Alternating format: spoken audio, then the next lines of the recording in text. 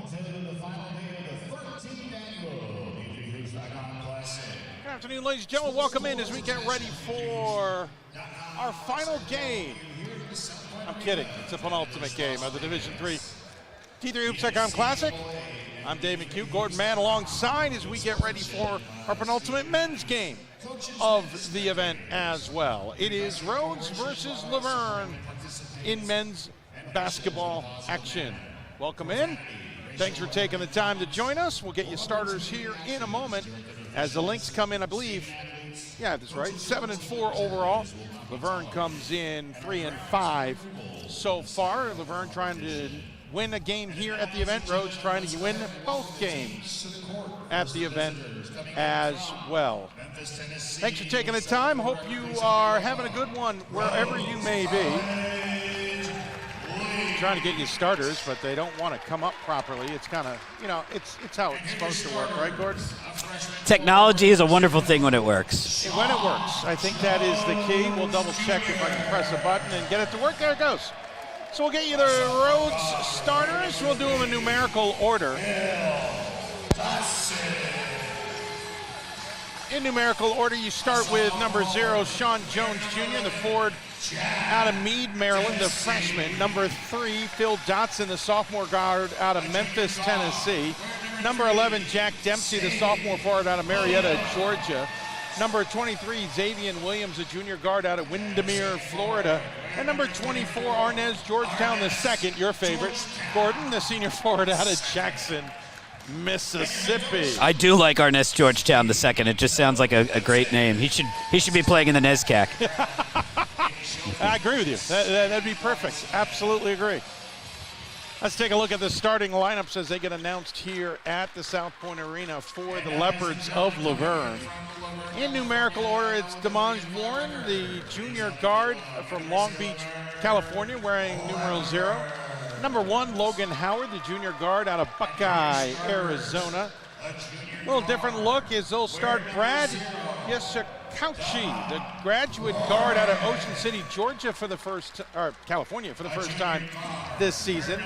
Tyler Harvey, the senior forward out of Adelanto, California, wearing number 12. And number 14, Paul Antonis, the graduate guard out of Horace Gold, California, getting his first start of the season as well. So that's your starting 5 for both. And Gordon, your thoughts on how this all looks? All about Big Mo at this point, Dave. These teams both head back home and play conference games immediately, and that's true really of everybody who comes here.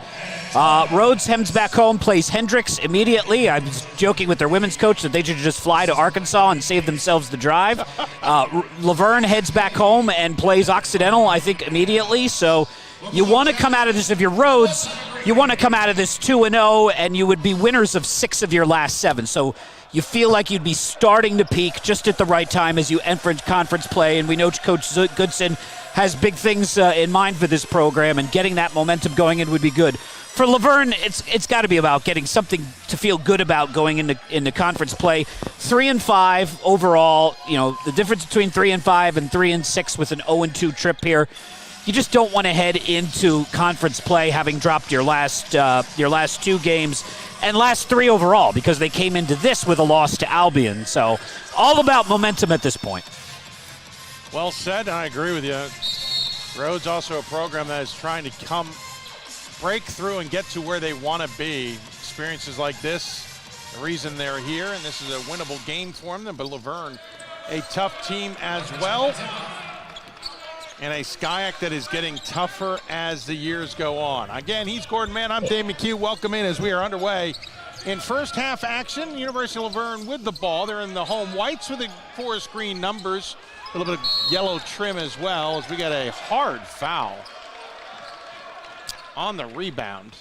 After some games, Dave, where there were so many giants for Case Western or Pomona, these two teams are a little smaller. The biggest player for Rhodes on the floor at the moment is actually their point guard, Jones, but Arnez Georgetown II, a forward who is most comfortable playing outside the arc, and Laverne's not going to have a size advantage on too many people they play this year. You can see from their guards, they're kind of small and lithe. So you see more of a speed game, I think, today, as opposed to a lot of pounded into the post. You'll get that in the second game where we'll return to the land of the Giants. Exactly. Oh, we most certainly will. As Rhodes is in the red, that's been a color of the event. Even Case Western Reserve decided to bring their red unis to this event for a team that's normally in blue. As an up and under move is good for Phil Dotson. As it's an early 2-0 lead. Well, it says for Laverne, folks. We'll figure out why our scoreboard is backwards in a moment. Apparently the memo did not go out on where guest and home normally reside. And I say that because it's my brain that didn't get the memo. You want me to email it to you? Yeah, could you? That'd be tremendous. Scoreboards are complicated. Rhodes in the lead, 2-0 now officially there. Again, Leopards in the white. They've got the ball. Second possession of this one in the hands of Yasakochi, who again is getting his first start this season. Howard, bounce pass to the near side to Warren. Warren looking for his shot. Step back. Right at the shot clock expires. It's a long two.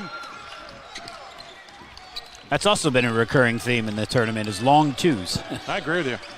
Foot on the line has been common here in the last 3 days. Sean Jones, who actually played really well for them off the bench in the last game, started the second half, getting the start today. Now hands off. Long distance shot from Dotson, no good. Jones couldn't corral the rebound. Here come the Leopards with some pace. It is Howard, the Arizonan. Hands off to Warren. It's a man-to-man defense from the Lynx. No surprise there. Step back against Georgetown, the second, no good. Rebound fought for and corralled by Antonis, and baskets. Leopards out to a quick 4-2 start now. Full court press, so it's a man-to-man. Just kind of wasting time for the Lynx. Jones across the timeline, looking for options. He gets it to the big man. He'll throw it into the corner to Williams. Williams somehow splits the double team, and his shot is blocked, but he was fouled. As Harvey got to the shot, but I think they called Howard for the foul. Yeah. Oh, I guess they're going to call that a shooting foul? He was definitely shooting at the time. I thought he got hit, but I got distracted at the block. Yeah, I was wondering if that was going to be called goaltending. That's close. It was close, but you know what? That's a great point. That was my initial reaction to what the whistle might have been, is the Williams misses the first free throw for a guy who shoots 85%, best on the team. Yeah, you always wonder. That's always what flashes through your mind when you see the ball get pinned against the glass on a shot like that. That was, especially when the whistle comes right in that moment. Yeah, I agree with you. 1 out of 2, 5-3 Leopards the lead on the Lynx in a battle of specialty cats. As Georgetown the second is going to get called for the foul. He got a hold of the wrist. What do you got, Lynx or Leopards in a neutral court battle? Yeah. I feel like if they're in close quarters, the Lynx might be more dangerous. If it's a wide open field, the Leopard can use its speed more. Yeah, true. That's a good call. And remember, the Leopards, Laverne's called the Leopards because they got a stuffed one. Rhodes is called the Lynx because they got a live one. And I'll take a live Lynx over a stuffed leopard any day. I like your thinking, sir. I like your thinking. That is a very good point. We have a sickness amongst us. We have a book. I love the fact. I love that. On a neutral court, what would you take? Yeah, why not? Right. I look forward to your analysis of whether you would take a guy who rows a boat around a lake or a chicken in the next game. Williams on the drive and off glass. I was hoping to avoid that one, but we may have no choice. Lakers and Sageheads. Yeah, that one's going to be an interesting convo. Into the corner, air ball on the 3. Ball bounces around, and it's picked up by Dempsey. Here come the Lynx with some speed. Dotson with a hesitation kick out. The big man wants 3, misses it short. Harvey can't pull in the rebound. Williams gets to it, but he throws it away. Picked off by Antonis. Up ahead, lay-in is good for Harvey. It's important for Laverne to be opportunistic. They don't have a size advantage at a lot of positions. They don't, other than Antonis, they don't really have a lot of guys who can create shots on their own. So they're going to have to play smart and play with a lot of energy. Oh my gosh, the guy nearly almost broke his ankle on that play. Dotson runs into Yasakochi, and he Nearly broke the ankles. His legs went all kinds of directions they're not supposed to. 7-7 tie, flash to the glass, and that's 2 for Warren. Yeah, he is the one guy who can create his own shot. Quick dribble, does a good job getting to the glass. Okay three-point shooter, enough that you got to respect it, 30%. Verne with some pressure gets the steal. Pump fake, jumper at the free throw line, left short, ball loose, and Lynx will get it up ahead to Dotson. No numbers, but he's attacking anyway. Off glass and in as he's able to get it past a couple of defenders. Dotson got his points late in the first game that they played, the victory over Whittier. It took a while for him. Basically got to his average. Yeah, got off to a really slow start. I'm very interested to see Carey. Interested to see who Laverne tries to match up with him. Small, lightning quick, good three-point shooter. He's got some of the same skill set as Warren does for Laverne. Probably a little higher ceiling for Dotson, and a little shorter ceiling, like physically speaking. He's shorter. Subs into the game. Rhodes brings in Trevor Lombard, the freshman guard out of Houston, Texas, also number 50. That is, I was just looking at his jersey, as a shot from Williams is no good. Uh-oh. He's running past me. Edelman. Oh, okay. Thank you for putting the names on the jerseys, Rhodes. Yeah, because we don't have it on the score sheet. So Edelman in, along with, as we mentioned, Lombard. Also into the game, Case Ramberg for the first time, the sophomore forward out of Minneapolis, Minnesota. Looks like maybe the Leopards had a sub. Nope, they are going still with their starting 5.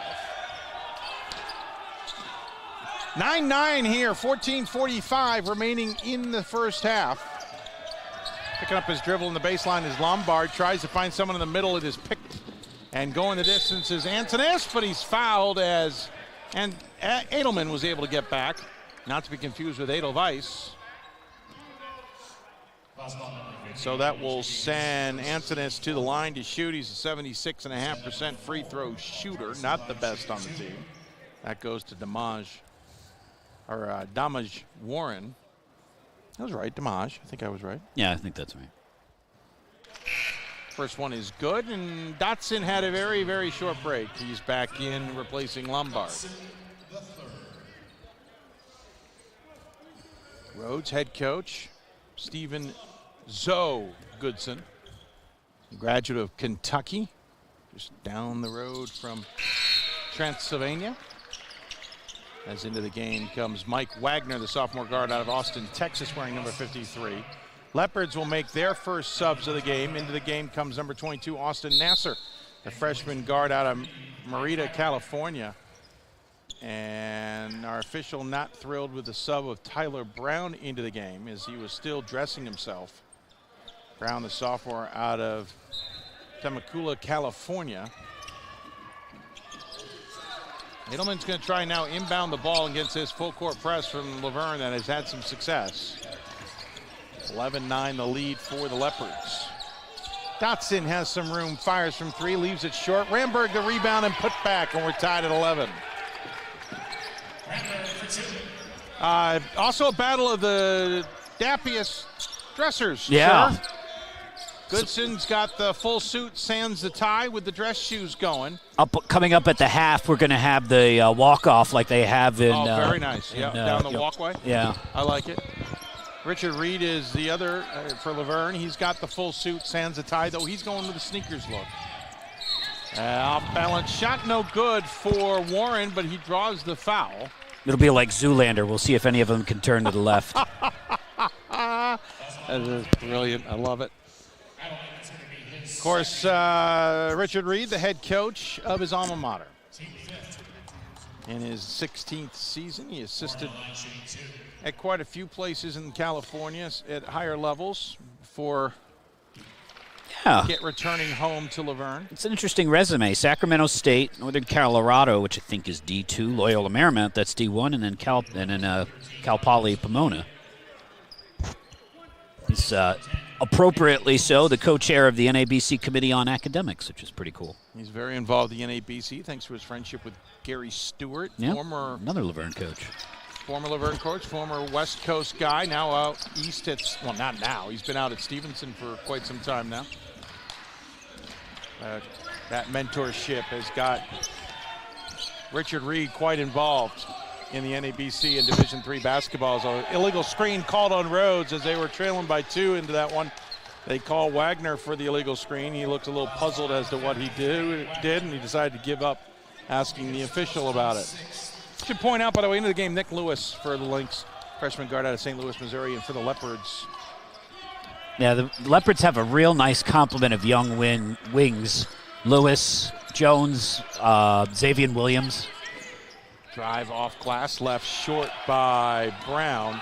Carlos Bedolla, by the way, the sophomore guard, is listed as a guard. He's more like a forward out of Bell Gardens, California. If you look at him, there's nothing about him that says guard.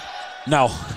Dotson on the drive, and he's going to be fouled as he hits the deck hard, misses the shot. He'll get a couple free throws. Richard Reed doesn't agree. He's got a big smile on his face like, really? But Mike Wagner getting some minutes. He had a really weird box score in his first game. He played like the first 60 seconds and then the last 60 seconds. Yep. And like nothing, very little time early second half. Yeah, he would start a half and then play very little in between. He's a senior, so now he's out there in the middle. Yeah, Dotson misses the free throw. Yeah, it doesn't start this one for Wagner. He started 8 of 12 games now this season. Yeah, he started most of them. His numbers aren't, he's averaging a little under 3 points and 1 rebound, which suggests he's not playing a lot of minutes. He gets 3 assists per game, but that's, otherwise nothing jumps out of you. Dotson misses both. Leopards have a 2-point lead and the ball. Well, I'm sorry, I said Wagner's a senior. He's actually just a sophomore, so it's not even that. It's not even like a let's start with the upperclassmen sort of thing. Kick into the corner, pump fake by Bedolla, and he lost the ball as he ran into Wagner, who then ran into the floor. Wagner hit that deck hard. Yeah, he was lots of frenetic energy there. He got back to his feet pretty quick, but Leopards continuing this pressure in their forecourt, the backcourt of the Rhodes. And I think, Dave, they have to. I think they have to try and generate something out of the full court press because, again, if this slows down into a quarter court game, other than Warren, I'm not sure who can create his own shot. Dotson around the screen from Ramberg, kicks it to Wagner on the near side. Wagner will get to the free throw line, throw a lob pass to Dempsey that never got to its intended target. Leopards coming back the other direction. Warren with the ball. May have taken an extra step, left the ball short, bouncing around inside. Ramberg thought he had it. Ball bounces free. Leopards miss another easy shot, and then finally convert as it's a basket from Harvey. He'll go to the line after a frenetic, to use your word, battle for the boards. Yeah, a lot of second and third chance opportunities for the Leopards. And Coach Zoe is bringing in a line change. Yes, he is.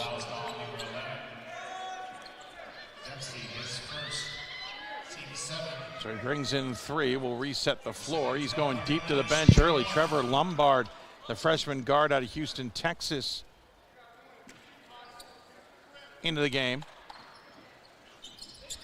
Jones returns, Georgetown returns to join Adelman and Williams. Now, so far, Laverne is 5 for 14, Rhodes is 5 for 9. You could look at that either way. A lower shooting percentage, or the fact that they have 9 more shots. Right. Rhodes trails by 5 here. With 12:20 remaining. I think that was a 6th foul on the Lynx. The scoreboard has not changed. Shot up, missed by Williams. He gets his own board eventually. He's got to get out of the paint.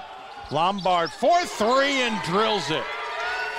Yeah, to your point, the live stats have 7 fouls on the Lynx. Yeah, so that's 3 on Dotson. Wow. That's what I was wondering. So we'll add a little bonus to Laverne there. I had a feeling the scoreboard, looking at the operator, I know what's going on over there. He has a history in this event. Luckily, it's just on the scoreboard. Today, I mean. That ball bounces out in front of the Rhodes, I guess, bonus ticket holders. Yeah, they've got a bunch of them. They got some fans along the back and behind us here. Didn't know you could sit at the table as a result. That's special. Driving in and off glass. Good for Antonis. And Leopards up by 4 once again, 18-14. I think those tickets came with the advertising package, right? You allow us to run ads, and you get to sit as close to us as you want. I was about to check to see if their athletics director had made the trip, actually. Wondering if that's exactly what happened. If they pay an extra $500, they can sit down right here next to me and call the game. Edelman with the shot inside. I agree with you. If they want to, we should add that to the package, right? A third mic with I will booster from the school. We will add to the package the booster special. You get a chance to sit next to us while we call the games for an extra bit of coin. Foul inside. I got screened by the official, so I didn't see what happened there. No, I didn't either. They called it on Jones, I believe. They did. Reportedly, that is their 7th team or 8th team foul. Yeah, that's what the live stats have. I'm trusting that right now. Yeah. Most importantly, Dotson, who's their best player, has 3 with more than half of the first half to go. I honestly think the scoreboard operator forgot we have switched to the men's game. So she stopped at 5. Oh, wow.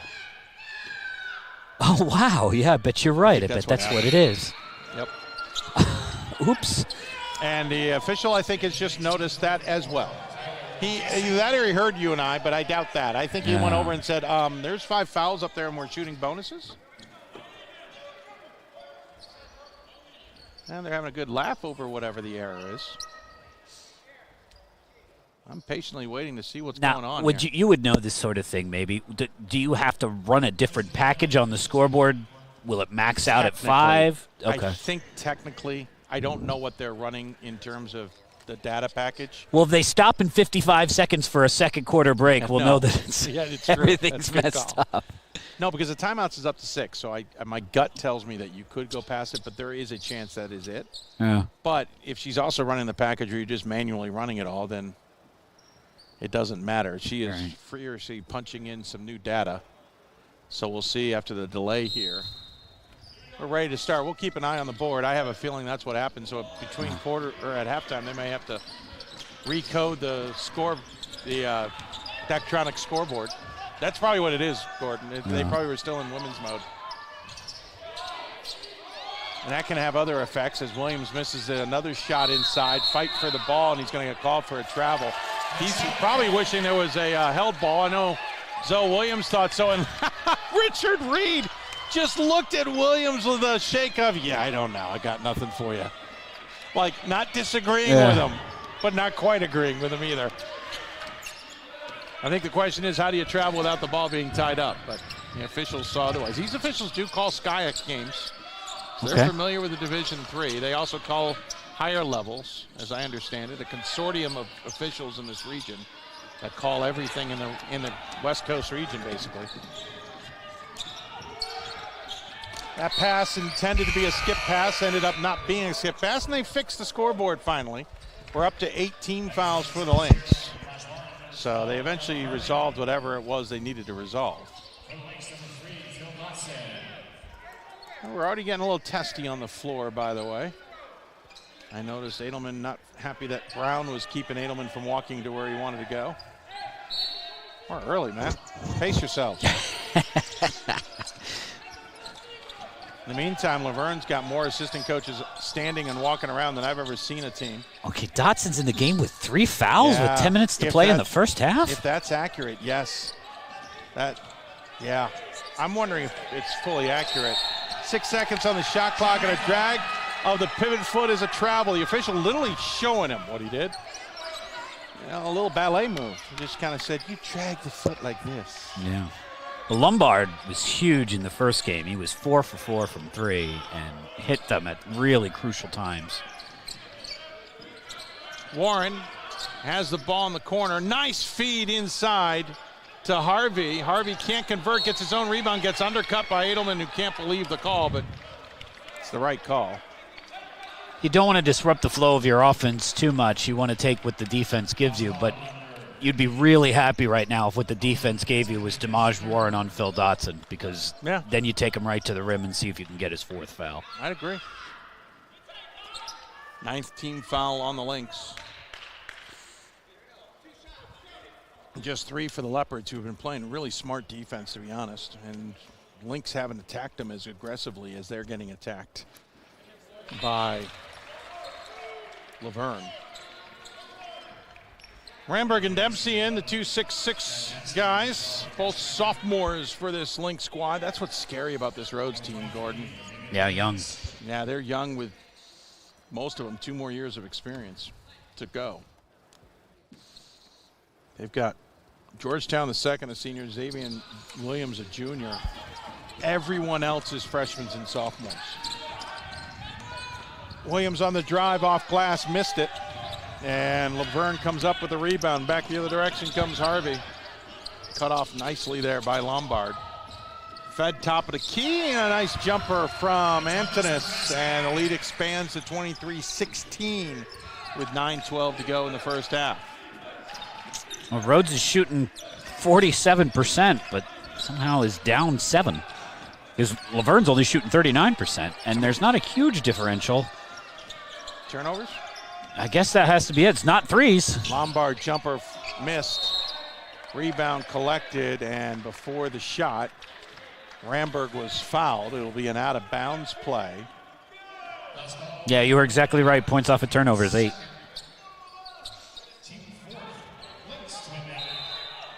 You know, we've been around the game long enough. You start searching for those quirks that must be there. Yeah. Jonas Holt, by the way, the senior guard out of Burbank, California, into the game wearing number 5 for Laverne. Dotson in the corner. Left it long. Nice hard rebound there. Foot out of bounds, though, for Brown. Yeah, there's a lot of bodies flying in this one. Xavier Williams is the Laverne player, pivoted to throw it in bounds off of him. He threw it off right into his solar plexus. Until it doubled him over. Good news is they get the ball. I don't know how much better that makes him feel. Right. Oh, good. Dotson with the ball, free throw line, buries it, cuts the deficit to 5. Dotson 4 for 7. So he's been efficient. Oh, nice drive through and off glass. Good for Warren. And in the meantime, yeah, Williams went down in a heap as Warren went past him. I wonder if it's still the effects of the last play. Well, he's actually, I can't tell if it's that or if he's reaching for a leg. Warren, the mismatching shoes. He'll leave, and Georgetown returns.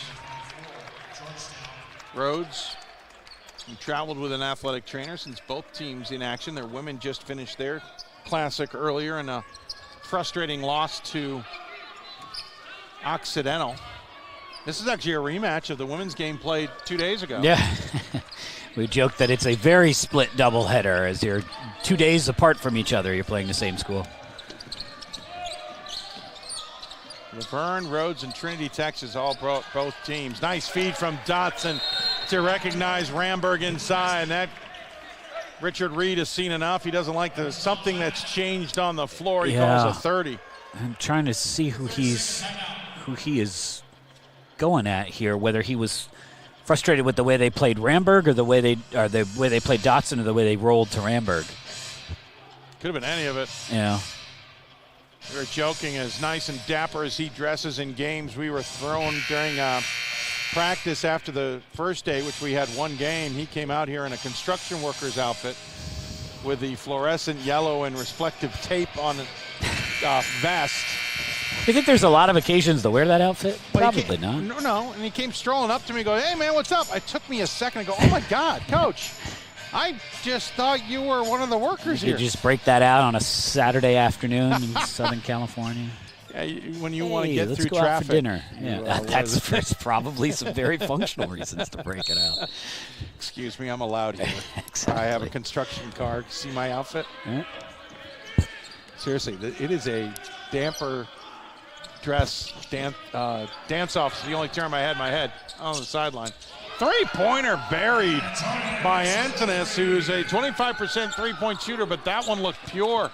Yeah, other than Harvey shoots 54%, so he is exceptionally good. Yeah. Team as a whole, a below average three-point shooting team, 31%, set bottom half of D3, but, maybe a 54 percentile. Dotson high with a kiss off glass. Help me out. You and I have kids of the same age.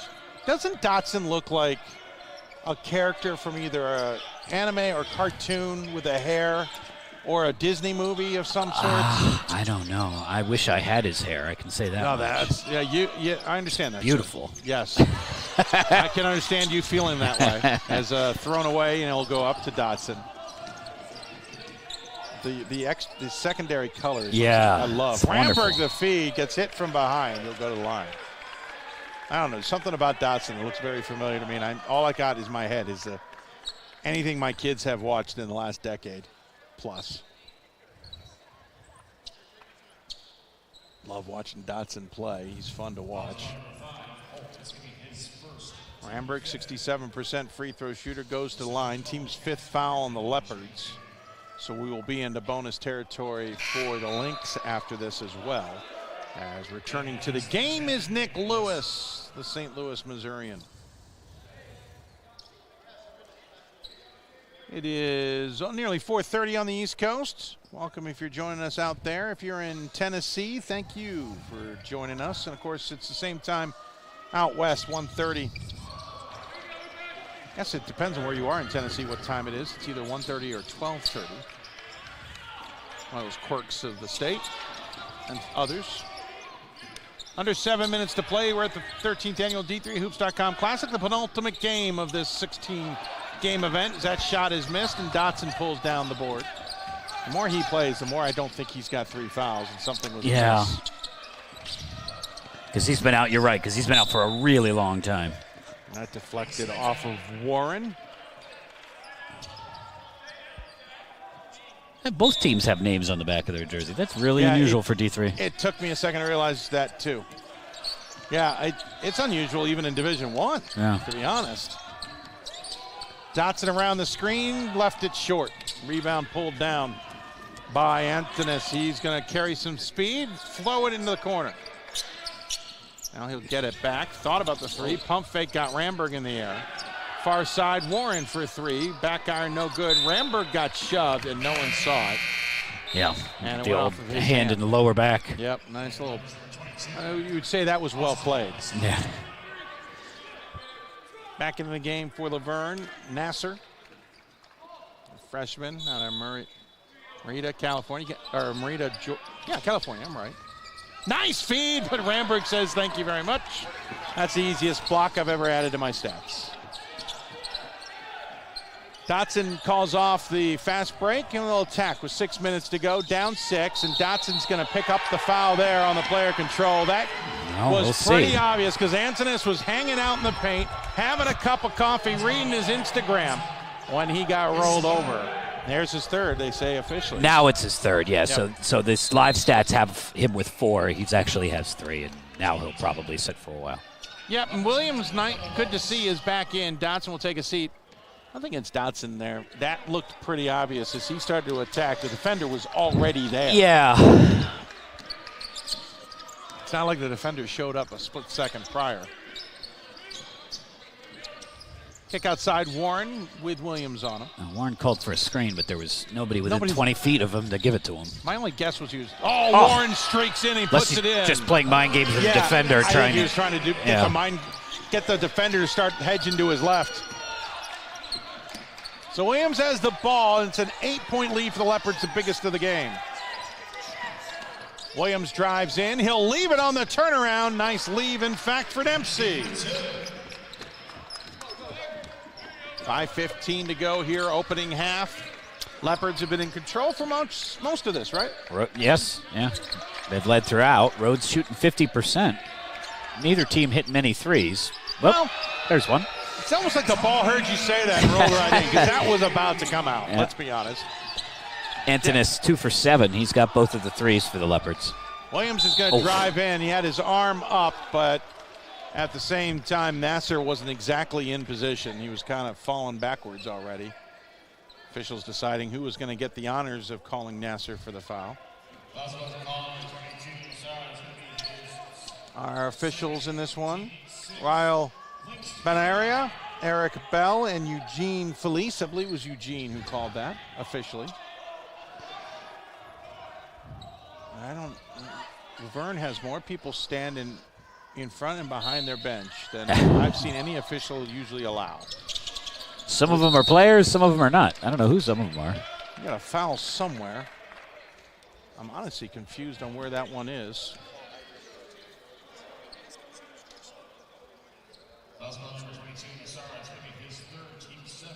Oh, that's interesting. Back-to-back fouls called on Nassar. And he's got 3, I guess we should say now. Unofficially. Now, I just heard the announcer say 3. Okay. Not that that means anything as an announcer myself. Williams hits the free throw. We'll get Jones back into the game to replace Ramberg, but no move to remove Nassar. Yeah, the one thing, well, Laverne has a bunch of guys. They aren't using very many of them. Agreed. And the one guy that they had who started every single game that I don't think we saw at all this weekend was Brandon Ziegler, a 6'9" center. Yeah, we haven't seen Ziegler at all. So that means that short bench gets even shorter. Pump fake by Warren. He'll drive in, tries to find a teammate, missed him. Here comes Williams the other direction, skies it for Jones, and that causes Warren to come in and steal it back. Warren on a 2-on-1. Georgetown meets him, and Warren beats him. Biggest lead of the game now for Laverne, up 10 here on the links of Rhodes.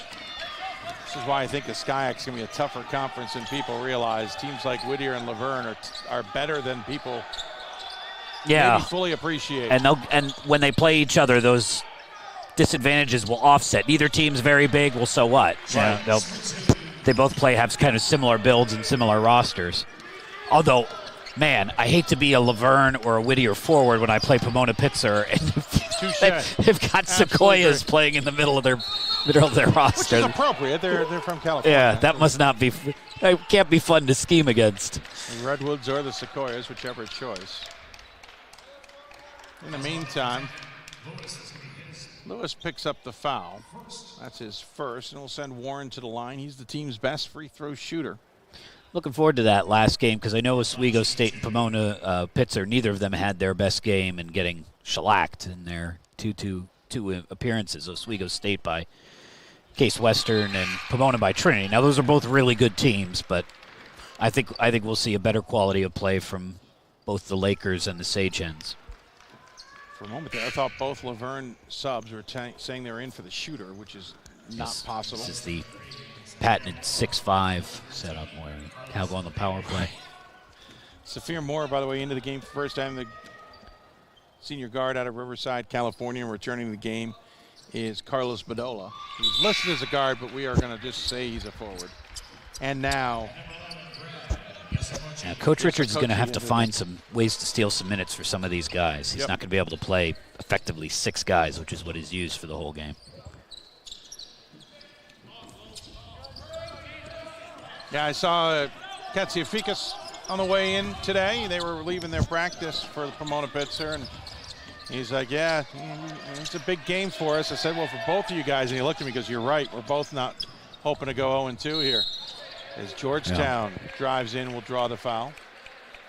And both of those conferences, Dave, they both can get 2 teams in the tournament, but it's not automatic. They're not the CCIW or the NESCAC or the UAA or the WIAC. Yep. ODAC. If you fall apart and you have kind of a rough conference schedule and you get in, you pick up 3-4 losses, which is probably more likely in the SCIAC than the SUNYAC, you may not get that second bid. That's a good point. And I think it's less of a chance this year in the SUNYAC as Georgetown hits the first. Just because I'm not the even sure dominance of Brockport and others is just not there right now. Yeah, I don't even know who would be the closest contender to. Is kind of coming on. Yeah. I can't think of anybody else, honestly, right now. Brockport with a new head coach is just not as strong right now. Right, Cortland seems to be in a bit of a down year. So Keith Stewart into the game. Again, guy listed as a guard. Let's call him forward. Yeah, Miami, 6'8". Listen, I'm sorry. You are not guard/forward at 6'8". You can pretend to be a guard. He's not much of a swing, no. It's swings between power forward and center. That's what he's. I'm with you. That's the the swing. I would have bought in. Or CF, yep, absolutely. 3:15 to go. 8-point lead for the Leopards. They've got the ball into the hands of. Oh, somebody I misread the jersey in the front. Harvey had it, and he skipped it inside. Now he gets it back, and he rattles that one home after the feed from Holt. And it's up to a 10-point lead, and then a mistake by Williams, who was struggling to pick up the ball at the end line. And in doing so, when he finally did, he stepped over the line, and that's the third time I've seen that done this event. As into the game, by the way. I don't have him on my list. Who is it? What number? Number 1, sir. For Rhodesies. For Rhodes. All right, I'll track that White down. is his last name. Going deep. It's not common we go off our sheets this early in the game. No, it's true. Missed shot for the Leopards, but they got their rebound, and another shot from Holt. That's back-to-back misses on the 3. Ball all the way into the corner on the rebound, and I guess it's going to stay Leopards' possession. Wow. Number 1 is the junior from Bridgehampton, New York, Elijah White for the Lynx.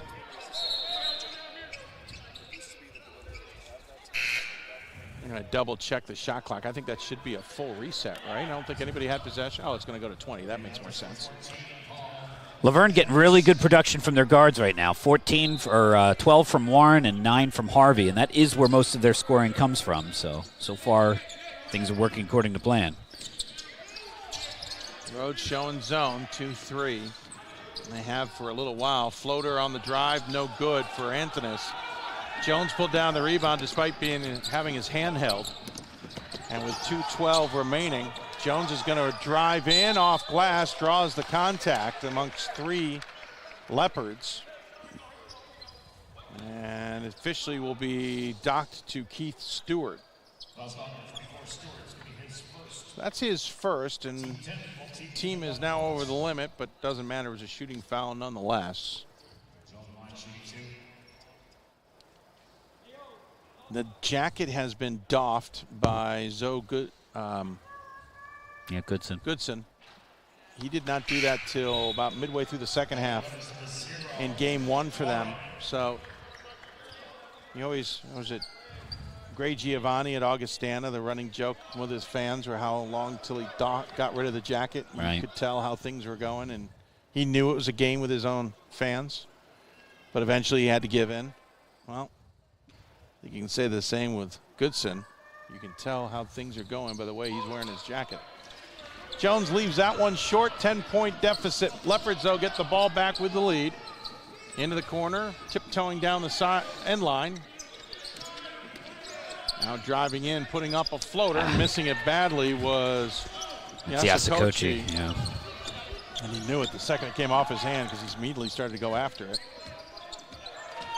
10-point deficit, both teams with 10 fouls. White has the ball, playing early in this one due to foul trouble and other struggles. Georgetown now taking the attack to the rim, and he runs squarely right into Stewart, who says no thank you. Yeah, according to the stats, White has played exactly 1 minute this year. Wow, well, he's doubled that or tripled that now. I was going to say, triple or quadrupled that already here. Stewart with the ball, swings it far side. Antonis misses the shot, ball bouncing around. Teammates keeping teammates from getting to the ball, still loose on the ground, and we'll get a foul because you can't get to the ball, Mr. Moore, from behind the player. It felt he got to the ball, you just can't do it from behind the guy. Yeah, by going through somebody. I felt bad. There was a women's call similar to that yesterday, where eventually the women's player was bear hugging the opponent, but that's because the opponent had absolutely dove into him, and they didn't call the dive. Yeah. Happened right in front of us, so we had the perfect angle on it, but we don't have a whistle.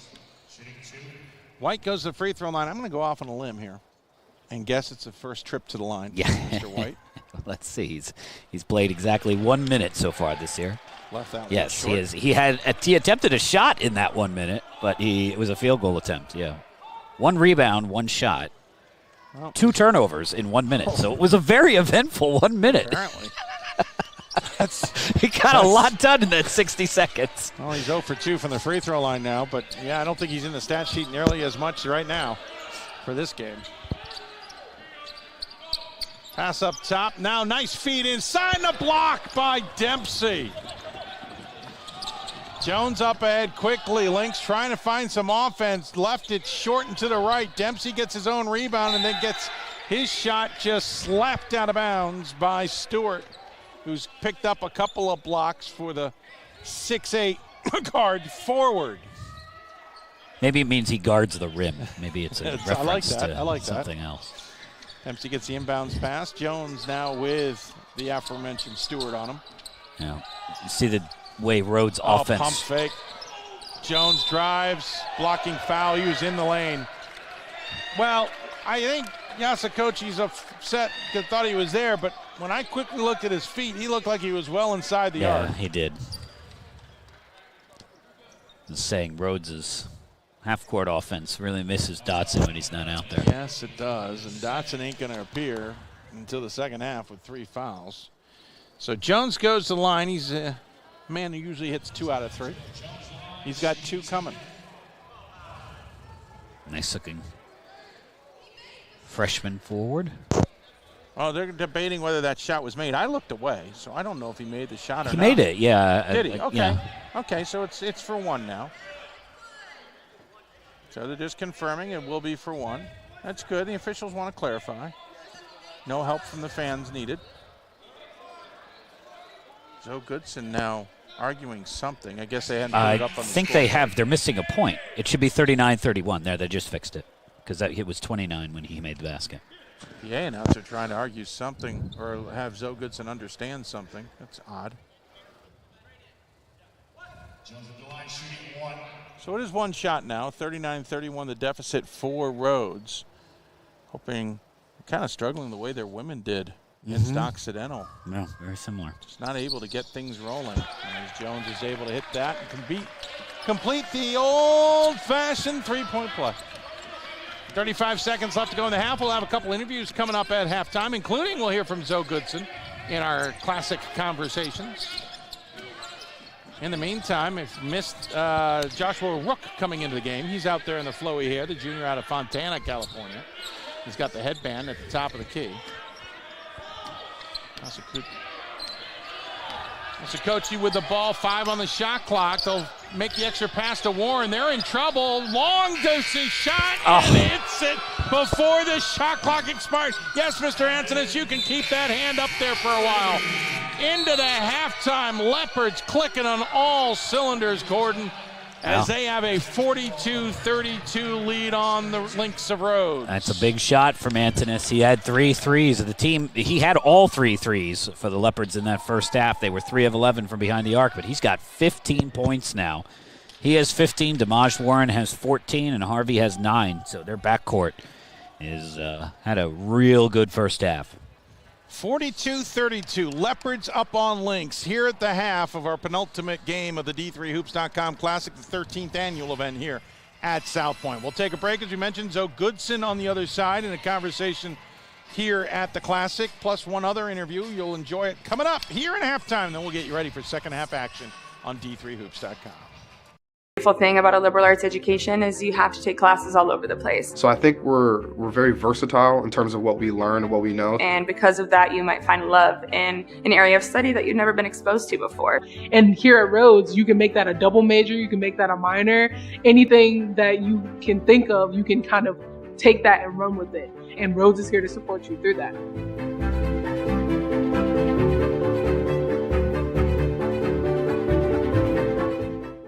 Out here in Las Vegas, Nevada at the 2023 D3Hoops.com Classic, I'm Patrick Coleman with another Classic Conversation. We're talking with Zoe Goodson, head coach of Rhodes. His team defeated Whittier by the score of 84-79 here in the first game at the Classic. This is take 2 on this interview, so you already know what the first question is, Coach. So I'm just going to say, first off, congratulations. Good game. I appreciate it. Our guys fought hard, and all the credit to Whittier as well. They played a really good, hard-fought game. All right, let me ask you, this is your first experience in Division III at any level, assistant, head coach, player, whatever. How's Division III treating you so far?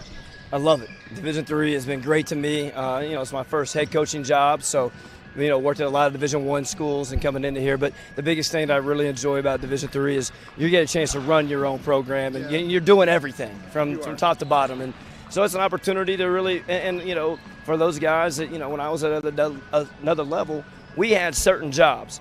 And so now I've got a chance to really respect and understand what everybody was doing, because you got to do it all. And so really enjoy it. It's been great to me. And one of the things we talked about earlier is that, at this level, you can work through some of your mistakes as a coach without the microscope being on you. So it's been really good. I really enjoy it. And I love how much passion these D3 athletes play with every single day.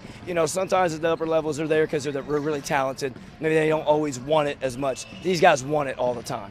Playing at a tournament like this might be as much microscope as you get in a regular season game. When you go back and look at this game, a game in which you guys probably expected to not have to battle all the way to the final buzzer, right? What are you looking back at to try to work on for next game here, next games down the road? Well, we shot the ball not really great at all from the three-point line. We were top 10 in the country coming into this game and three-point field goal percentage. And so we're used to the three ball working for us. Today it worked against us. So we're going to get a lot of shots up tomorrow. Understanding this arena, backdrops are different on each end. And different than most D3 arenas or gyms. Correct. And D3 gyms and arenas are shooters' gyms usually. Yeah. And so our opportunity to get better there and move on from a bad shooting game. But the biggest thing I'm really proud of right now, and I'll look on the film, is, it's a hard-fought game on both ends. I mean, both teams are diving on the floor, worked their butts off the entire game. And so really can't wait to go back. We out-rebounded them by 20. I want to go back and watch these rebounds. Okay. It's our first game that we've out-rebounded someone by that many. So I want to see what we picked up there and try to work on continuing that for the future.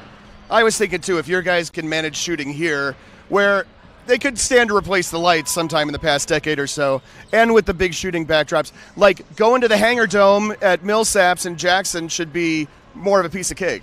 And that's why we wanted to be here, right, is to prepare us for a conference. Because, we have unique gyms in the SA, and so our opportunity to come here and do that, look, if we can master it by Saturday, then we'll feel really good about going places like that. But at the end of the day, what a great opportunity for these young men, all these young men and us as a program to be a part of this, and we really appreciate everybody bringing us out.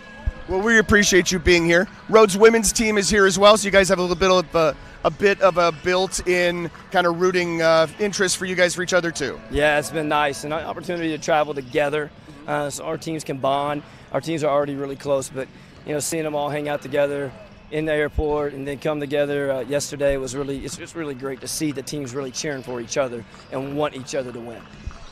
Tell me a little bit about just the process of, taking up a new job with a program where you're coming in and you have an opportunity to get your class in, but there's a bunch of guys who are already here. You got to learn them, learn what they've done, and that sort of thing. What's that been like?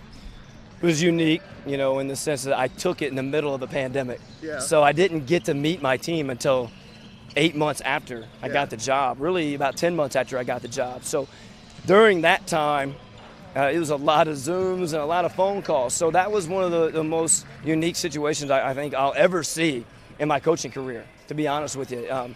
But getting to know those guys, there was some really good pieces here. Jalen Essick and Koki Wiley both left the program their senior year as first team all-conference. So really good piece. I'm really lucky there. But now we've got everybody in that, we finally got last year to a point where we could play our style of play with the pieces, and everybody saw that we started playing a lot quicker. Today we got up 77 shots and still turned the ball over a bunch. We had an opportunity to get up about 90 shots if we would have taken care of the ball. But at the end of the day, we're trying to play at a really high tempo, and so we've got the right folks in place now to do that. All right, so lots of teams come here and treat this as a business trip, but of course there are other things to do in Las Vegas as well. What are the kind of Vegas-y things you guys have on the plans for this? Well, the biggest thing that these guys wanted to do, they wanted to go to Top Golf Las Vegas. And so we're going to... They don't have Top Golf in Memphis? We do. Right. And that's what they want to do. Everybody's heard about Top. So we're going to try to take advantage of that. But the restaurants, everybody had a request for all the good eats. And so they're going to get a chance tonight to walk the strip and enjoy it. Not until, because we don't have a game until Saturday. But dinner and Top Golf, that's what they want to go and compete. They've already got the whole bracket drawn out, and we got a little Top Golf tournament coming up. Shout out to Mike McGrath and University of Chicago, whose team did Topgolf when they were here. That might have been just last year. The years really run together. Coach, congratulations on a win here so far, and good luck in the rest of the tournament. I appreciate it. Thank you guys for having us. That's Zoe Goodson, head men's basketball coach at Rhodes, here at the D3Hoops.com Classic. We've got more schools than Division I, more fans than Division II, and more upsets than March Madness. There's nearly 850 programs with over 11,000 games leading to 2 national championships. And we've been covering it all for over 2 decades. From Eastern to Occidental, from Puget Sound to Piedmont, from Southwestern to the University of New England, and from Hope to Calvin. Nobody covers Division III basketball like we do. We're D3Hoops.com at www.D3Hoops.com. Here in Las Vegas, Nevada at the 2023 D3Hoops.com Classic, I'm Patrick Coleman, and I'm here with Tyler Sims, the head men's basketball coach of Clark University, who took the toughest 0-2, I think, of the week here in Las Vegas, losing by 1 to a number 22 ranked team and then losing to number 8 ranked team in the country. Coach, first off, I know when we're putting this event together, we got a bunch of options for how to schedule teams, and the word we were getting is that you guys really want to play this schedule, right?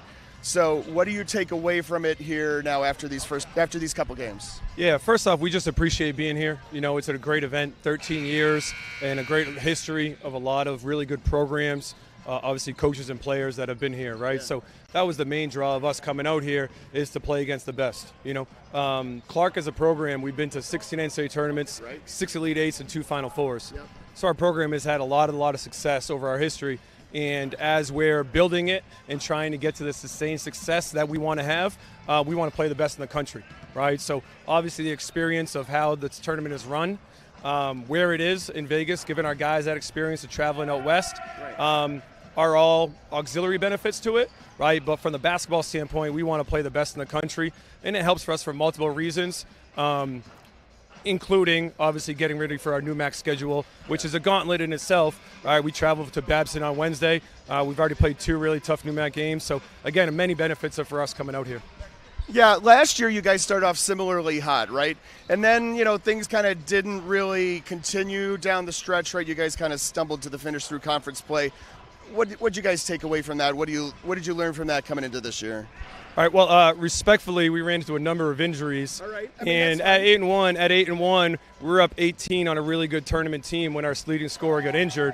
Right. So we went through the next 6 weeks trying to figure it out, and we had some battles where we lost a couple close games. Yeah. Right. But I thought that helped us build some depth. It helped us learn some things about ourselves, and then we finished really strong as well. So the record might not be indicative, right? But I think watching the film, right, when we were healthy on the front end and the tail end of the season, right, you kind of see continue this year, right, what we can do. Playing a tough team to a 1-possession game, right, where we had the ball up 1 with about a minute and a half left, and then obviously yesterday and today playing 2 really good teams in competitive battles. So again, I love our group. We're competitors, so we want to play the best. I think we were really impressed with a bunch of your guys. Tell us a little bit about, so many. Let's just start with Isaiah Taylor for a second. He's the guy who was chosen for the all-tournament team, but one of a number of guys who had great weeks for here. Yeah, that's what our program is about, is versatility, right, and competitiveness, right? Those are 2 characteristics when we recruit, right? And those are 2 characteristics that if you watch us play, I think you'd be able to see that. We had 6 double-digit scores today. Obviously, Isaiah, well-deserved for the all-tournament team. I'm biased, right, but I think he's one of the best guards in the country, right? And that's the other reason they're coming out here, is to see how he fares up against other really good guards in the country. But also our other 2 leading scorers, Bruce Santillis, Keikoa McCardle, right, are also terrific. And then our depth with Mikey O'Brien, right, Reed Newman, Jordan Richard, Quentin, Chris, all the way down, right? Everybody in rotation. I'm going to leave obviously some guys out, right? We don't have that much time to go through the roster. Right, but again, that versatility is important to us, right? We can play different ways, different styles, obviously fast and aggressive, right? We can play with different lineups, and I think that's what makes us dangerous. Again, we came up short the last 2 days, but I thought the versatility was shown, and I thought our competitiveness was shown as well. Give me a thumbnail sketch as one of the people who has a top 25 ballot and has to figure some things out over the course of the next few days. Give me your comparison of Case Western Reserve versus Tufts. right? If I could give a quick pitch for Clark here first, right? I mean, that's totally fair. Right, the data and the analytics would kind of tell you, and hopefully the eye test did as well, right, that, we came into the game with an 8th-ranked offense efficiency, and we're not as good defensively, but, those unbiased data points would put us up there, right, with these teams and with some of the best in the country. So whether the poll results follow that or not, right, I like our group a lot. Case, Trinity, Oswego, right, Pomona, Pitzer, who I didn't get to see, right, but the other 3 I did, right, are all great teams. And that's what's so fun about this event is you get to compete against the best, right, and then you also get to witness the best and some really good coaches. Shout out to Huston representing New England, right, with their great record and always a really good team in their conference as well. So, again, right, I don't have the ballot, so I'm not getting into that one, right? I just know that, hey, what the numbers see, a little bit of an analytics guy, so we follow that, right? And then obviously, again, just seeing really good coaches in action, good players in action. It's such a great week for us. Before we started talking, Coach and I were talking about marketing being almost as important or a big part of this as well. Did a good job marketing for his program right there. It's Tyler Sims, head coach of Clark University, here at the D3Hoops.com Classic in Las Vegas, Nevada. Being at a liberal arts school and majoring in business, it definitely gives you both perspectives because I'm taking classes about art and music. I've been taking religious studies classes, but then I'm also taking these very specific classes about accounting or statistics and finance. So I'm glad that I went to a liberal arts school because I definitely got a completely different side of the education rather than just being a business major.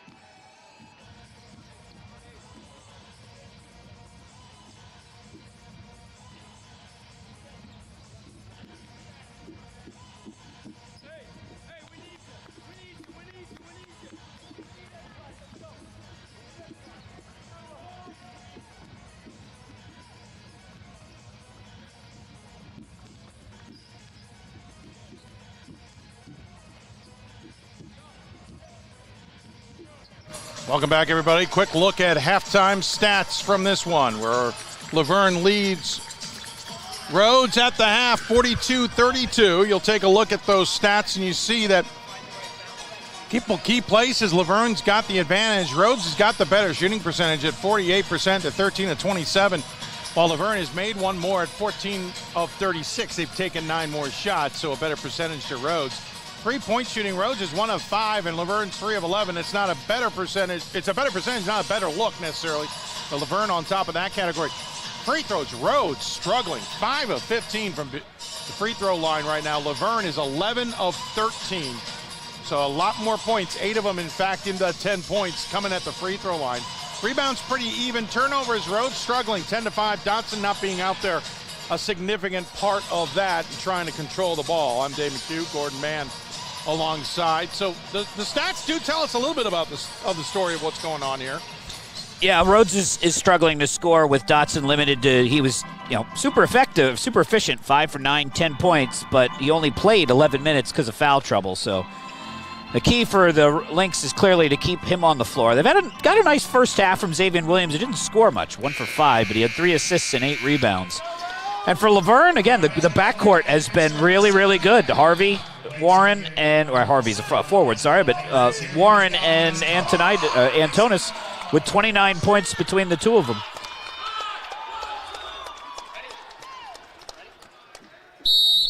As we get ready to start second half action, and interestingly enough, they will start with Mike Wagner on the floor. Will Rhodes are wearing the red jerseys. Dotson out there, quick fire three, and he hits it. That's a way to start the second half. If you are a fan of Rhodes, they've got 35 now.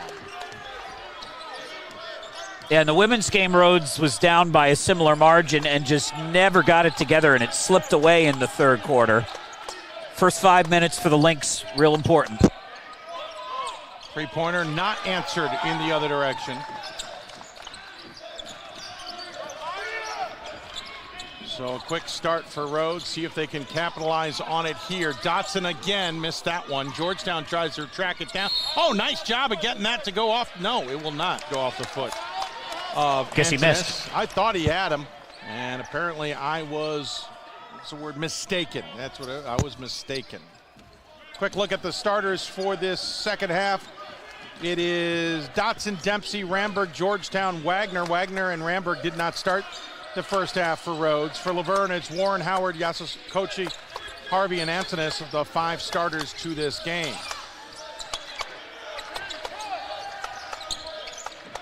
The Rhodes fans have shown up in force behind us now as Warren has sliced through the lane and laid it in. Lead up to 9. I don't mind a little crowd noise. It's nice. No, I don't mind as long as it's just noise. Right. A couple of fan bases out here, honestly, not the greatest this year. As Dotson gets tripped up as he tried to split a non-intended double team as Howard and Antonis had him, and as he went to split, one of the defenders kind of just stepped in. That's a 3rd foul called. I missed on who, apologies. I don't know who they got specifically on that. Let's see. Howard. 3rd foul on Howard. Got it. And driving in and drawing another foul, and Dotson is clearly on a mission. Yeah. Yasakochi picks up the foul. I just hear that's his 3rd as well. It is, yeah. Jeez, and again, Rhodes, or rather Laverne, does not have a deep bench. I know they used. They've got 3 guys now with 3 fouls. They used 12 guys, but I would say 4 of them reluctantly, or briefly, or both. Dotson hits the free throw to make it 8. Howard and Yasakochi have 3 fouls. Nasser's got 3. He hasn't played in the second half as of yet. Yeah, he's got 3 fouls in 7 minutes. Yeah. He picked up 2 in a matter of back-to-back whistles and 5 seconds apart. In the meantime, Howard was in trouble there. Gets it outside to Antonis, who floats in the lane, misses it. Oh, ouch. And I think landing both on his back and head was Harvey. He is very slow to his feet. They will stop this now. Arguably, Rhodes should have had the advantage going up court, but I think the official felt a couple of guys were going to have to run over the top of over Harvey yeah, to get there, and he wanted to keep that from being an injury. In the meantime, I think Richard Reed's arguing it should have been whistled sooner because they were rebounding over the top of him. Either way, you weren't going to get – somebody wasn't going to be happy with the whistle. By rule, you can let the team with the ball have the advantage until it no longer is an advantage. He doesn't have to come out of the game? Not unless they bring a trainer out. Okay. So Wagner comes across the timeline, and Dotson shuffled his feet. Oh, no, they got an illegal screen off ball. Cass Ramberg, I think, is the victim. Yeah. I think you're right.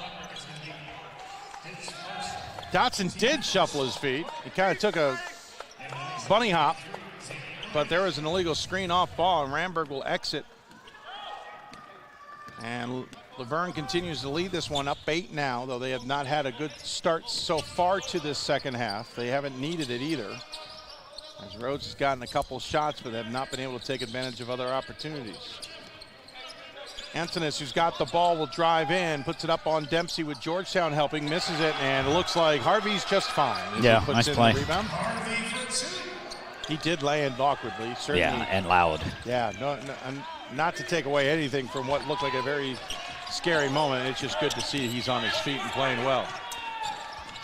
Wagner kicked to Dotson, likes that spot, well guarded this time, as they've got Yasakochi on him, and he'll drive and kiss it off glass. They don't have anybody fast enough to match up with him. Deficit back to 8.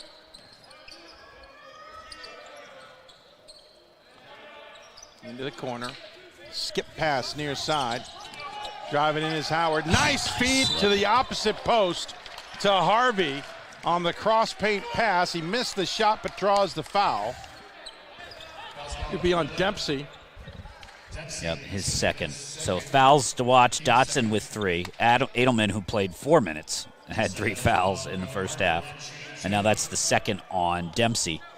For Laverne, as we mentioned, Howard and Yasakochi and Nasser are all have 3 fouls. And that's pretty much it. Everybody else has 1 or none. So their fouls have all been concentrated in a couple guys.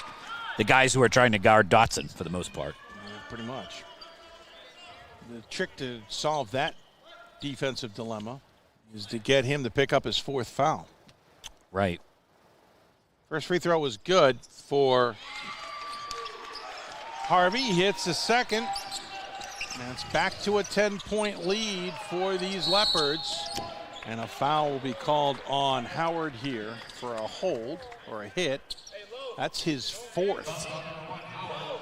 So they're going to they're trying to get a sub in quick, and here it comes. It'll be Tyler Brown to replace Howard, who will be out for a bit of time, I suspect. Should point out, Laverne led by as many as 10 on several occasions now. Tyler Brown. Rhodes, by the way, led once, 2-0. That's it. You were saying. I was going to say he hasn't played much, but the statistics link for the school still links to last season. We'll probably change that. Slam dunk the other direction for Warren. Yeah, Brown averages about 12 minutes. 12 minutes per game. He started one, so he's seen quality minutes this year. Dotson trying to find an option kick out. Georgetown, the second for 3, no good. And a pushing foul on the boards. Might go against Williams or Dempsey. Dempsey. Well, we were joking that Stewart is a forward or a guard who's not built like a guard. Harvey is the opposite. He is a forward who is not built like a forward, but he's wiry and strong. He finds a way to get in there into the cracks in the defense and grab rebounds. Richard Reed didn't like something about how Tyler Brown was doing something on defense. He just rode him a bit during that break. Travel violation called on Warren. I looked just away right at that whistle, so I missed if he dragged his pivot. I missed it too, but he did not contest. So. No, he looked more stunned, but you're right, didn't contest it either. And in the meantime, none of the coaching staff contested it either. I have a rule, if they're not arguing it, I don't have a right to argue either, if I'm a fan. Dotson will drive in. He's dealing with a lot of contact, misses the shot. He was more interested in the contact, I think, and that ball bounces out on Rhodes. I think it was a good no call, and you can see Zoe Goodson say the exact same thing to Dotson. Go straight up. Right. Don't try and finagle like a free throw out of this. Just go up, get the basket. That's all we need. You'll get the other stuff when it comes to you. If you're too distracted trying to draw fouls, you're not going to make baskets. And Richard Reed needs to talk to his team a bit. He calls his second and last 30-second timeout. They're down to 4 timeouts. Lynx have yet to call one. I said it was a 30-second, last 30. They may have used a 30 earlier, so don't quote me, or used a full in the first half, so don't quote me on that. Quick look at shooting stats so far in this one. 15 of 33 is Rhodes, 17 of 42 is Laverne. Laverne's taken 9 more shots but made 2 more, so shooting a poorer percentage, but has a few more baskets made. Rhodes is 2 of 8 from beyond the arc. Laverne is 3 of 12, both 25%, but you can see there's an extra point in there for Laverne. And then free throws is the story. Rhodes has improved in that category. They came into the second half 5 of 15. They are 1 of 2 in this second half. Yeah, 6 and 17. Now, and they're above average. 15 is Laverne. Yeah, they're above average on the season. Basically 71%. Top, 40% of Division III. Yeah. Leopards come out of the timeout with possession. Man-to-man defense from the Lynx. Double check who's out there for you. For Laverne, as they get that one to fall. Warren, Yasakochi, Harvey, Antonis, and Howard. Howard, the only non-starter on the floor. As they lead by their biggest lead of the game, 14, 52-38. And it's a little deja vu to the women's game as Warren gets the steal there on the pass to Williams. Warren trying to push the pace, will put up a stopped floater, and will go out of bounds. Antonis, in the meantime, got a bit of a pinch on his arm as he went down for a moment. Not showing a lot of life in his left arm. Yeah, no, he comes right off, in fact, and they're looking at his shoulder. So please don't pop it back in the shape. Yeah, I was going to say he either pinched his shoulder or he put it out of socket, and it's out of socket. Gross. I've done this to my own self, so I am watching. I'm a sick man. I'm a sick man, Gordon. He's trying to just kind of. Yeah, they're going to pop it back in. I don't know if it's fully out. I think it's only a little out. Antonis has taken some attention from the athletic trainers. Trevor Lombard, by the way, into the game for the Lynx, and into the game for the Leopards is Nasser, who is sitting on 3 fouls as they continue to work on Antonis. Nice feed inside to Georgetown. He mishandled the ball. He most certainly got held or fouled by multiple players. He got surrounded. And Georgetown did a really nice job on that fast break, too. He got back. He was the second guy back, so that even if the Laverne ball handler beat his man, Georgetown was there to thwart the drive. I know you're dying to know. Antonis, they're still working on his shoulder. And it's kind of like the car crash thing where you can't look away. That's where we are. Georgetown, the second on the line for 2. Hits the first. Deficit down to 13. Jones back in, replacing Dempsey. And in the meantime, Bedolla into the game will replace Yasakochi. Teammates are having the same problem, Gordon. Several who can't seem to look away. Yeah. We just want to be able to look over there and see him okay. I want to see him back on his feet. Yeah, you want to see him swinging the arm around. Yep. That's exactly what I would keep looking for. Foul on the rebound is going to go against the Leopards. Apparently the Lynx fans are happy with that call. They're still working on him. Wow. At some point, do you wonder if they go behind the scenes? They got to take him back. Yeah. Dotson gets the ball on the feed. He's got Nasser on him. Long distance 2, rattles home as Dotson's trying to take this game over. Oh, they need him to. They need him to have a big game. He's going to need more than 25 for them to win this one. Well, they've stopped working on it. Nope, disregard. They've moved to the table in the backdrop. That ball out of bounds stays with the Leopards. You can actually see them working on him. He is laying on a table in the backdrop of your camera shot. I hope he will recover here soon. He's had a very, very good game so far here. He's been huge for them. He is their entire outside part of their offense. He hit all of the threes, and he's also one of the few guys who can penetrate and create his own shot because of his height. He's got 15 points, second on the team. 5 for 11 from the floor, 3 for 6 for deep. In the meantime, Bedolla missed the three-pointer. Nasser grabs the rebound and absolutely gets hacked. I think it's a foul on his hair. Yeah, that's hard. Good hard work by Nassar. Oh, good news. Antonis is back to his feet, and he's moving his arm around. I don't know if it means he's coming back in, but they at least figured whatever impingement out. And he's back up, and the trainer's still looking at I don't know, he's holding his arm to his side on his own. So the risk is obviously that once it goes out and you stretch those joints out, it becomes he's even doing the easier. one thing that hurts me watching actually after an incident like that. When you start moving your arms up into the air, that actually hurts. Testing the strength of his arms now to see if he can push down. Nasser hits both up to a 13-point lead, 54-41, 14-12 remaining. Rhodes better find an answer fast here. They want to come out of here 2-0. To do so is going to have to mean a big comeback here against the Leopards. Nasser and Jones got tangled up. Dotson the drive, forgot the ball and absolutely got checked in midair. Forearm in the head. He delivered one to the ribs of Warren in the meantime. Right. It was equal opportunity there. But he didn't have the ball. So I don't know what you're going to call. He forgot to bring the ball with him as he went up. Dotson for 3 in the corner, airballed it long, bounces to Williams, but he loses it as diving for it was Harvey. Now the ball is loose and somehow lands in the lap of Brown. I'm not sure what's going on at this point. A rugby match is broken out. Ball is going to be called out of bounds, I think. No, a foul maybe? Richard Reed is trying to argue for something. He knows he's officials for the most part. The one he's arguing with tells me he doesn't do a ton of SCIAC games. I missed who that was on. Team's 5th. Somebody who... No, it was Lombard, his first. Okay. So Lombard committed a foul from his seat. That's going to go as a counted basket, yes, for Warren. As not in defensive position was Williams. He seemed surprised, but he hadn't gotten there. And so when he made contact with Warren, he was out of position. 15-point lead now for the Leopards, who are threatening, to use a phrase I used yesterday, to break the rubber band. Yeah. Antonis, by the way, not showing any signs of getting ready to return just yet. Not sure the trainer's ready to clear him, to be honest. Yeah. Three-point play converted for Warren. It's up to a monstrously 16-point lead.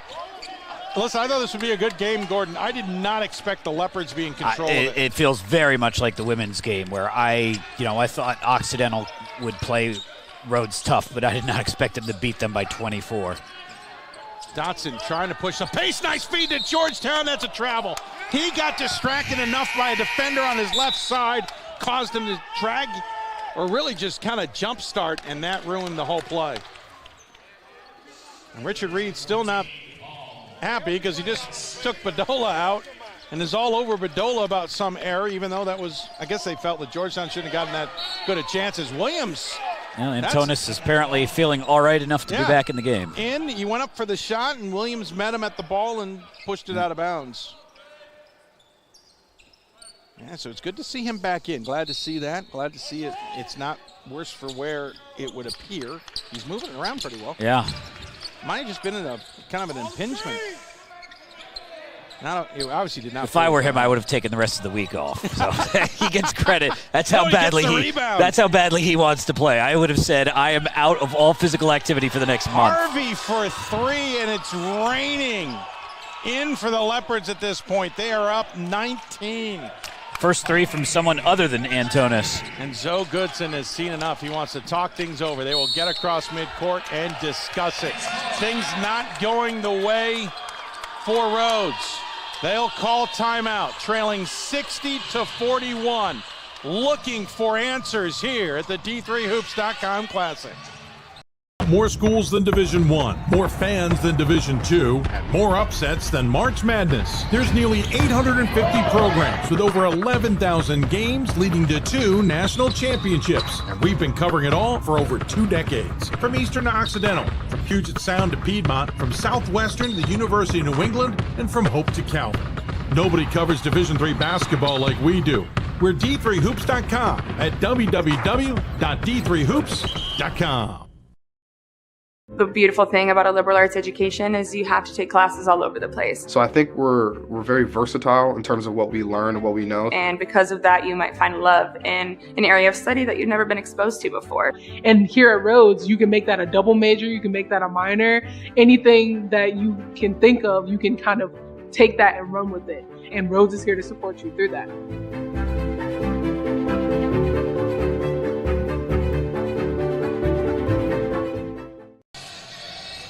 Welcome in, 60-41. Laverne in control of the Lynx of Rhodes. It's not a battle of their mascots, it's a battle of the men's teams, and it is going all the Leopards' way right now. Richard Reed's team in control, and Zoe Goodson's team looking for something more than Dotson to contribute. And as we get back underway, Gordon Mann alongside me. I'm Dave McHugh. Thanks for joining in. Yeah, and again, their second leading scorer on the season is Hayden Lamey, who's played only 2 games, so injured early. After that, Xavier Williams. Rambert, by the way, fouled on that play. And it's a big drop-off. Williams is 14 points per game, and then next would be Lombard with 9, who's, primarily a three-point shooter off the bench. So Goodson and one of the officials having a lively conversation as Rambert goes the line to shoot 2. He usually hits 2 out of 3. Missed that one. Think they'll let him try 3 this time? Yeah, maybe.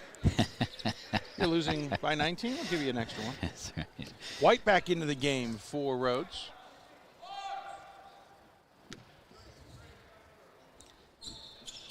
Second one no good as well. No, you don't get the third one. Williams with the putback. They get the 2 points anyway. The other thing that Rhodes is really missing is they are a 41% three-point shooting team. That is 7th in the country, and they are 2 for 9 today. Mishandled pass. Williams goes the distance. He's got back-to-back layups. Yeah, that's a great point. They are not shooting well at all. So it's not just that they're not making them, it's that they're not even taking them. Dotson's about the only one who's taken any. Yeah. Georgetown's taken one, I think? Yeah, he's the only one who's shown any kind of initiative to take them out there. Well, and Laverne's done a good job defensively, admittedly. Up top, driving in is Brown. Brown cannot deliver. Ball bounces around, unfortunately out of bounds. Yeah, Lombard just standing half out of bounds. Lombard got the rebound. He just was not in a position that's allowed to stay in play. Kyler Harvey returns. 16 points, 10 rebounds, double-double for the forward. He averages 13, but only pulls down 5 boards, so he's having a good game. Antonis forces that shot. Great defense from Dotson there.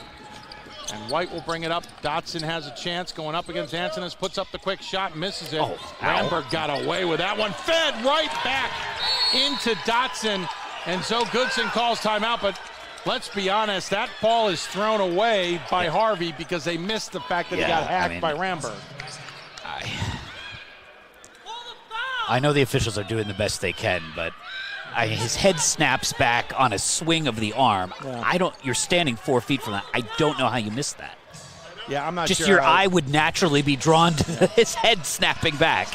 Yeah, that was just, I don't know if he was looking elsewhere or what, but that is definitely a miss. This is the penultimate game, but we got one more to come, and it's another top 25 tilt. 21st ranked Pomona Pitzer coming off a loss to 22nd ranked Trinity in a game that was not as close as we anticipated. Taking on 4th ranked Oswego State, who's coming off of a loss to 8th ranked Case Western Reserve in a game that was not as close as we anticipated. That could be the motto of this year's tournament, I'm afraid. Both teams looking to not, well, one of them's coming out of here 0-2, one of them's coming out of here 1-1. Neither want to be in the 0-2 category. If one of them has to be 0-2, maybe Pitzer can survive it.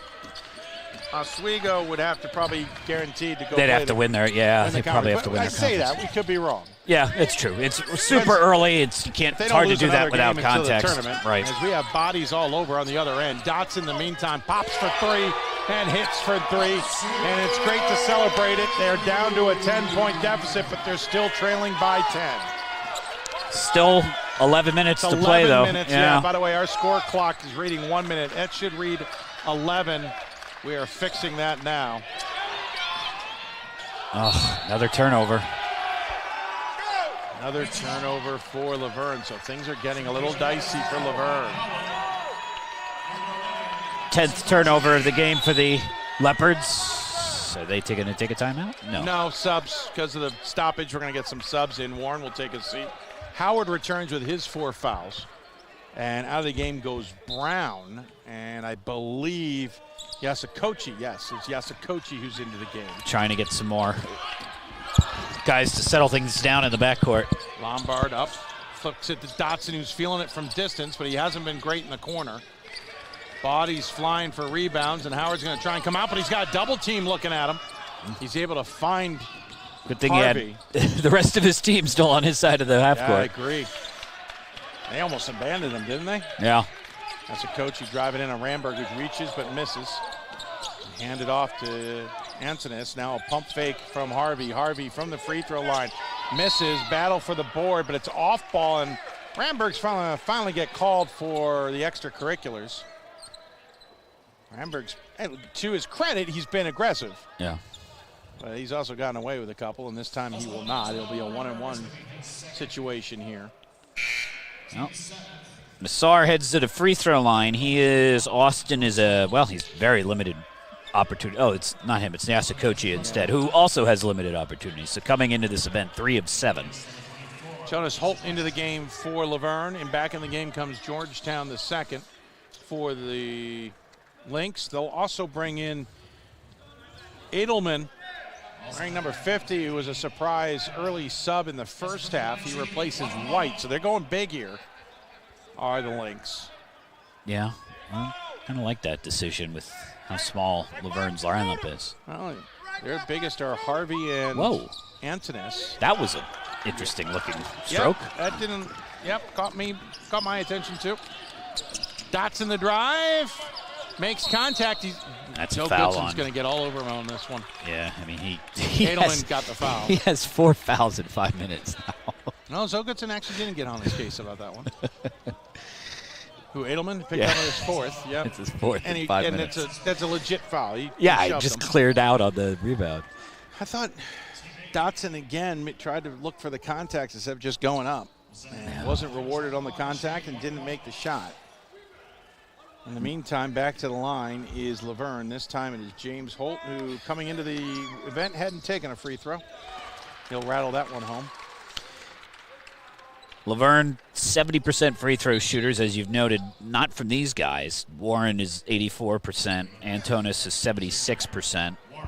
67 for Harvey, and that's it. Everyone else has just had a handful of shots. Darian Guyton, another guy we have not seen any of, is 53%. He started most of the games for the Leopards before he got hurt. Holt hits both. Warren back in the game. Warren tucks his jersey in for the officials, then walks down to guard. And pulls it right back out. Pulls it right back out. I'm waiting for an official to call them out on that, because it is technically a rule. There's reasons for it. It's not an aesthetic thing. It's about making sure the jerseys don't get caught up with people, or that you don't get a ball out of bounds because your jersey is loose. Edelman not happy with whatever contact he got from Harvey there, who picks up the foul. He was sitting on his rear end looking up at Harvey with a look of disbelief. Well, he's going to get to shoot free throws, is Edelman. And Edelman's numbers, look him up since he is not on our score sheet. Warren, in the meantime, will actually adjust his jersey in front of our broadcast position. Well, Edelman's numbers are very simple. They don't exist. So this is his first free throw, first game of the season. Okay, so this explains why we were a little stunned at his sub into the game. Misses the free throw. Williams can't grab it. He gets shoved aside by Yasakochi. Cross pass. Holt, 3, buried it. 15-point lead. That is Jonas's second 3 of the year, both of them coming at this event. He will take the floor with him when he goes home.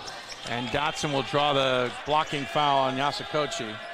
Holt was 0 for 12 coming into the week. He had 1 against in the first game and now 1 in this one. Well, Dotson's frustrated about something. He's talking to the official who called the foul and delaying the whatever here.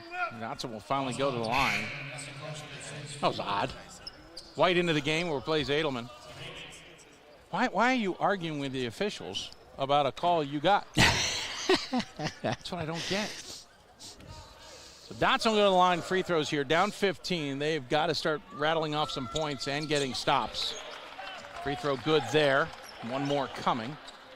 Dotson up to 23 points now, 10 of 22. So again, not tremendously efficient.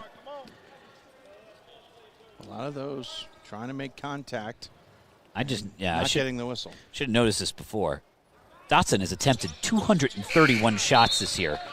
Xavier Williams is next closest with half of that at 105, and then the next guy has 76. So this is Dotson's game. This is not unusual. He is have shot, will travel. Howard in as he swaps out with Yasakochi to have shot, will travel. He hasn't gotten called for the travel yet, but that has been part of his game too. 9:15 remaining. Almost 20 attempts per game. And a foul will be called on Lombard here. 13-point deficit for the Lynx, who need a stop defensively here. That is team foul number 9, I believe. Nasser returns. It is the 9th, so the next foul will be double bonus time. Warren will take the free throws here, or free throw and 1 if he gets lucky. He is the team's best free throw shooter.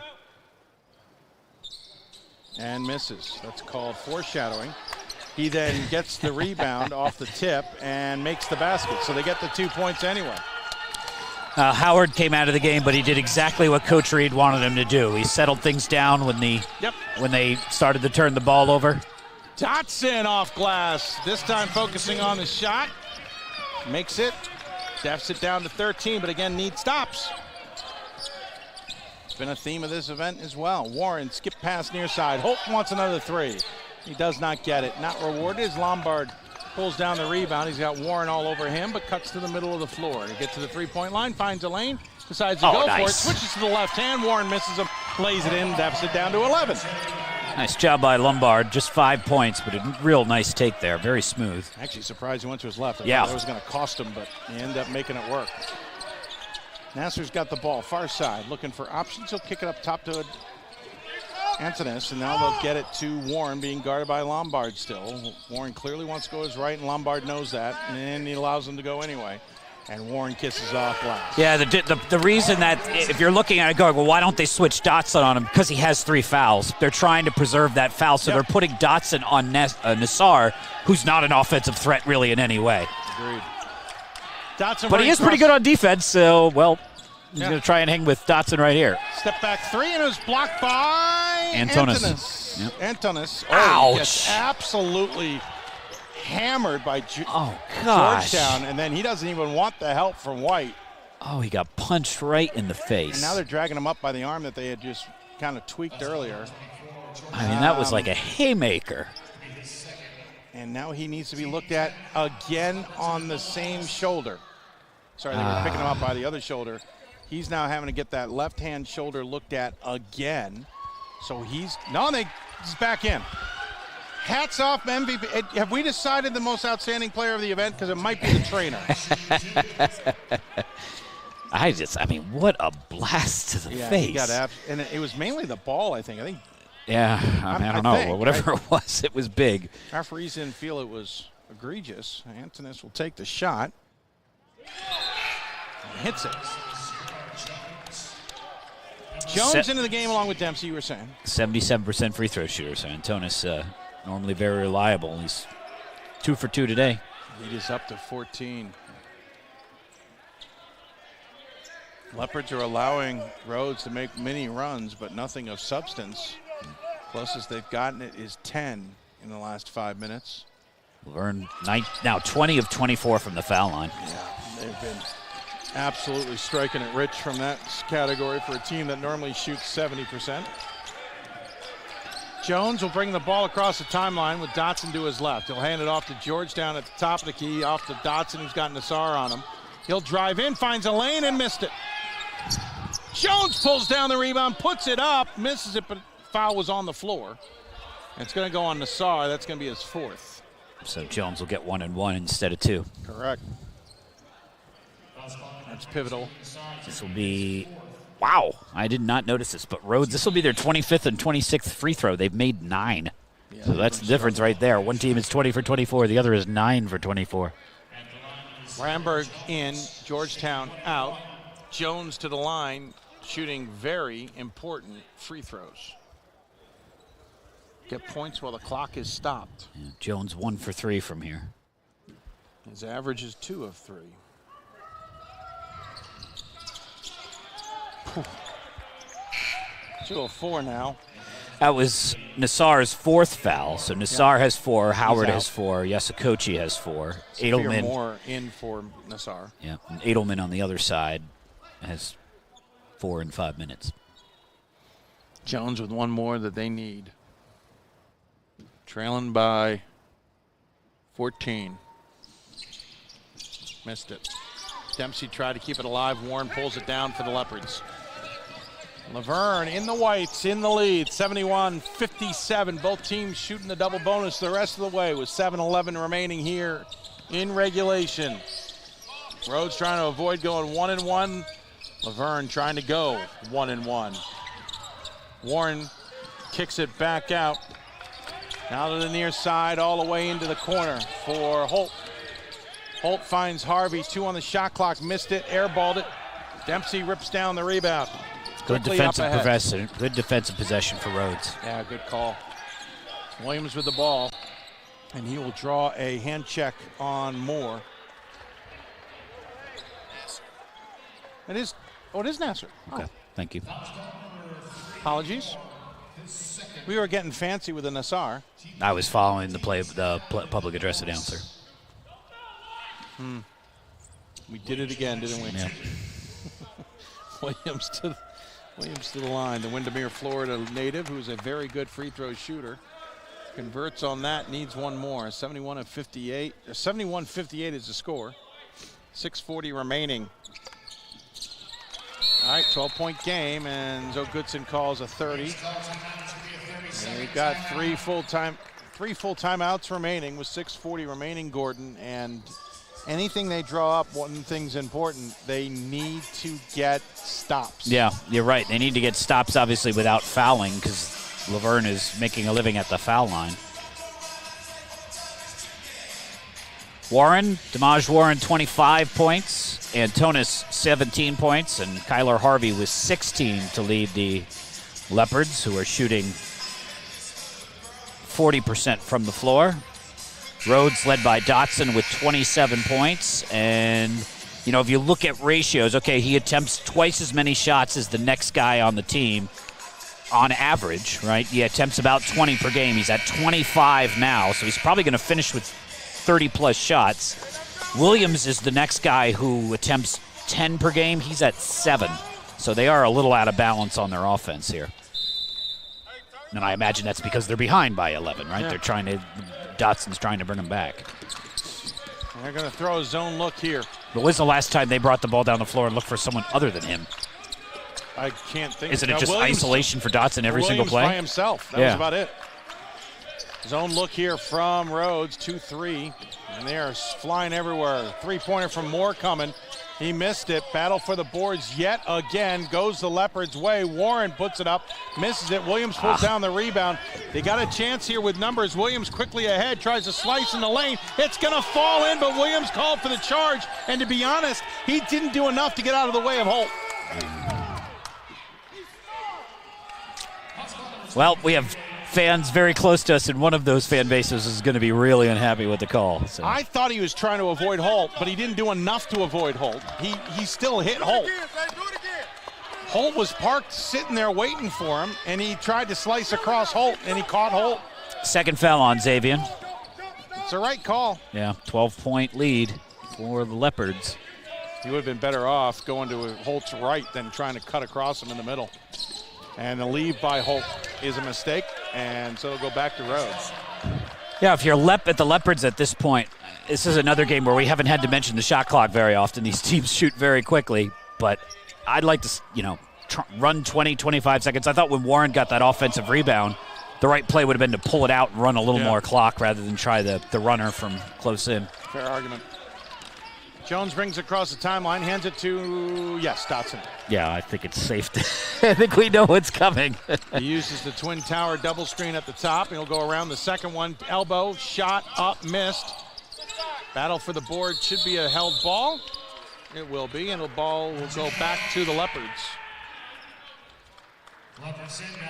With 5:25 remaining, Williams will take a seat. Into the game comes Nick Lewis, who's had a quiet game. Yeah, after having a good game the other night against Whittier. 5:20 remaining. Trying to show it. Lewis showed the trap a little too early there. 5:13 to go. The trap in effect. Nice job getting it back, but couldn't hold on to it. Still fighting for it. Good job by Rhodes here. Shot clock's under 10. Warren picks up his dribble into the corner. Antonis for three. Does not fall. Man, that was halfway home. That could have been the dagger right there. No, throw it away. Lewis didn't see Warren, and Warren gets the layup. He did not see Warren hiding on Dotson, and he gets the steal. Dotson quickly ahead, gets shot blocked by Antonis. This could be the game. Up ahead to Warren. Back to Harvey for the layup. It's 75-59. Jones quickly up ahead. Spin move into a double team. Antonis does it again. Up ahead to Moore. He gets his pocket picked from behind by Lewis. And Rhodes is going to the bench looking for a spark. They will bring in Armani Hunter, the Oswego, Illinois freshman guard. They will return to the game Mike Wagner and as well as Elijah White. Yeah. Wow. Yeah. And Williams too. Yeah. They went forward, didn't they? Yeah. They took basically their whole starting lineup is off the floor. Ramberg is the fifth player. So this is a message, maybe. Yeah, I think so. This is not resting your team to give them one last surge. You're looking for somebody to figure it out. Yeah.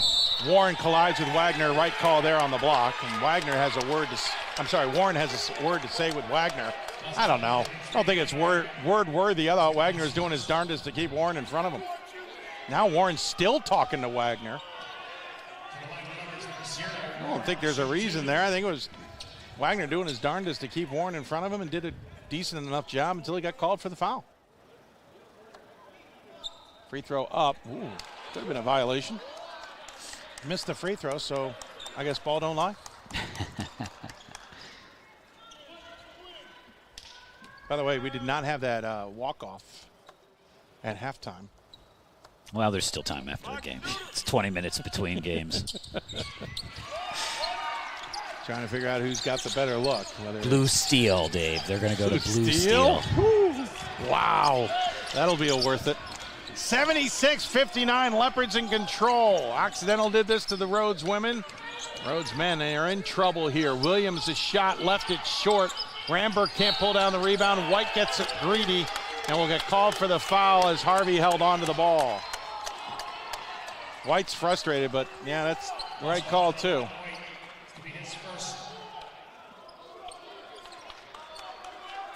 Dotson looking dejected on the sideline. Yeah, that is a bummed out sideline for Rhodes, who, much like, you know, the women's team, they had a good crowd here, a chance to go 2-0. And if you look at if you allow yourself to look at schedules, you think a pretty good chance to go 2-0 playing a team that's 3-5. Maybe overlooked the Leopards. And just fell behind, and just like the women, it got away from them in the second half. And give Laverne a lot of credit for playing with a huge amount of energy, not allowing the Lynx to get back into the game when it got down to 10 with about 7 minutes to play, and they'll get to head home with some momentum and play Whittier. Williams for three. Wow. That rimmed around, hung out, did a couple orbits, and then said, nah, we're not returning to earth.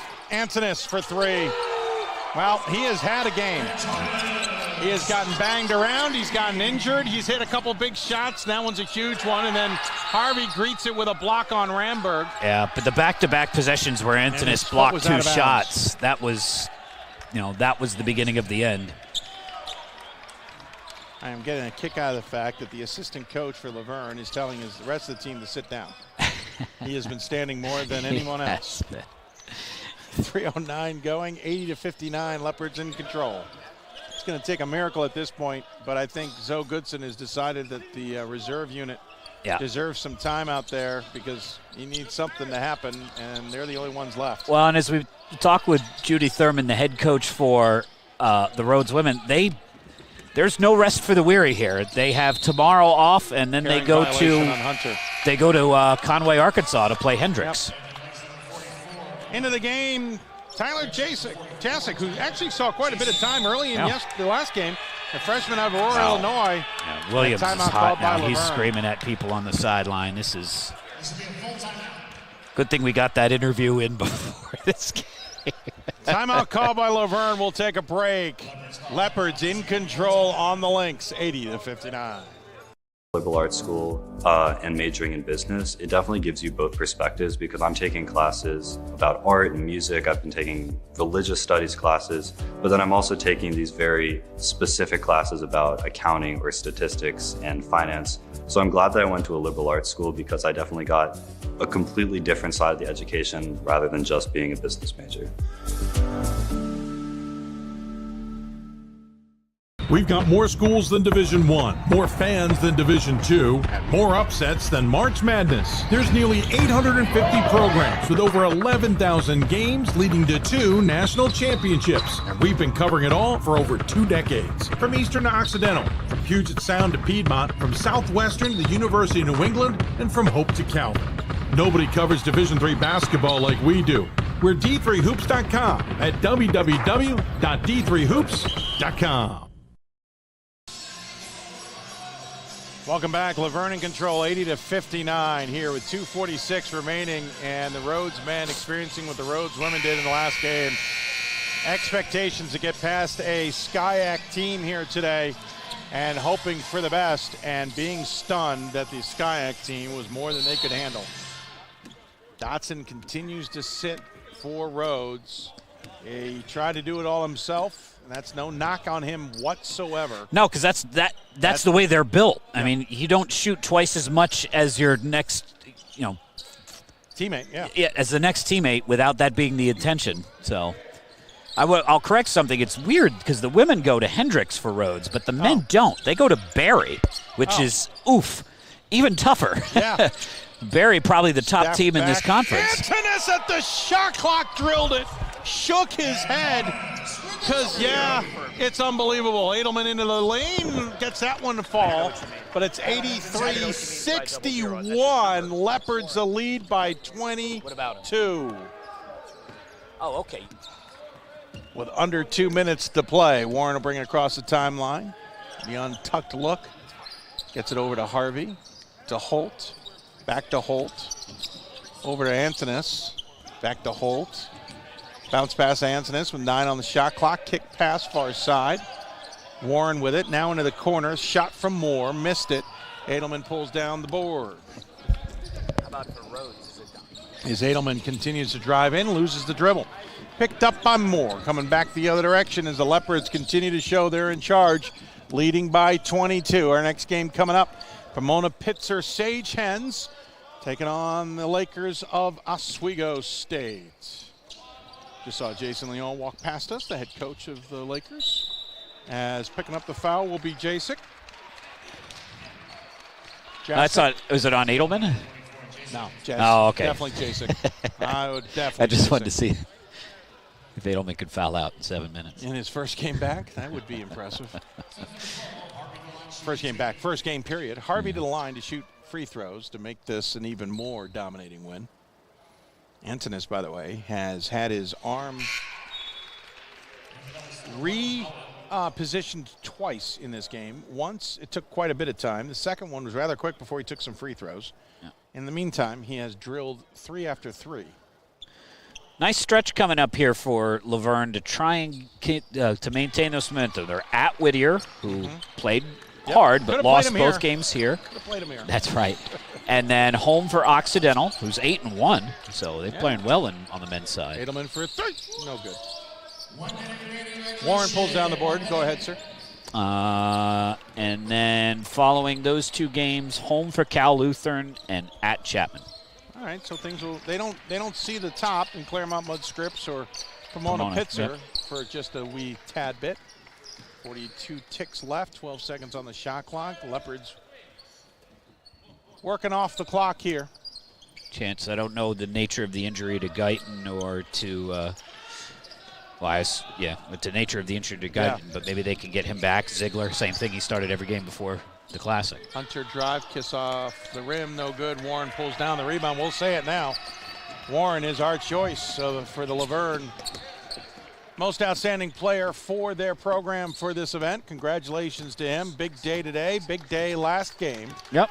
And no surprise, even though it struggled, Phil Dotson is our choice for Rhodes. Yep. He did it all as much as he could today. And that's your final. Leopards over the Lynx. Gordon, 85-61. A stunning result in a game that I think we thought was going to be close. I don't think we thought it was going to be that much of a dominating win by Laverne. Yeah, it really was almost a carbon copy of the women's game, and that a Skyac team with who you figured would, probably be a modest underdog against Rhodes came out and really took it to the Lynx in the second half and comes away with about the same margin of victory. So give a lot of credit to Laverne, to Richard Reed's team. They played really, really hard, a lot of energy. Paul Antonis fought through injury. Kyler Harvey with a double-double, and Damaj Warren, again, close to 30 points. And again, Leopards get a little bit of momentum going home. 4-5 feels a lot better than 3-6, as they have Whittier and Occidental and Cal Lutheran waiting for them in conference when they return. And for Rhodes, this is a tough one, not just because of the loss and because you were, had won 5 of 6. We're looking to maintain that momentum, but playing at Barry is not going to be an easy place to get momentum back. Not at all. And so they're 1-0 in conference, and but it's going to be a tall mountain to climb to get to 2-0 when they get home. If you're ready to tune in for the next game, our final game of 16 here at the D3Hoops.com Classic at South Point Arena, it will be approximately 22 or more minutes away. So we're probably looking at a 10 past the hour start time between Pomona Pitzer and Oswego. Quick look at stats in this one. 14-2 run is how Laverne ended this in the last almost 5 minutes. Rhodes had 5 turnovers in that time span, 1 of 10 from the floor as well, and did not score for more than 2 minutes, but it was over prior to that. Rhodes ended up shooting 23 of 55 from the floor at 42%, 3 of 14 from beyond the arc at 21%, and 12 of 28 from the free throw line at 43%. They left a ton of points at the charity stripe. In the meantime, Laverne was 27 of 68 from the floor, at 40%, 7 of 22 from beyond the arc. Not a great percentage, but still 32%.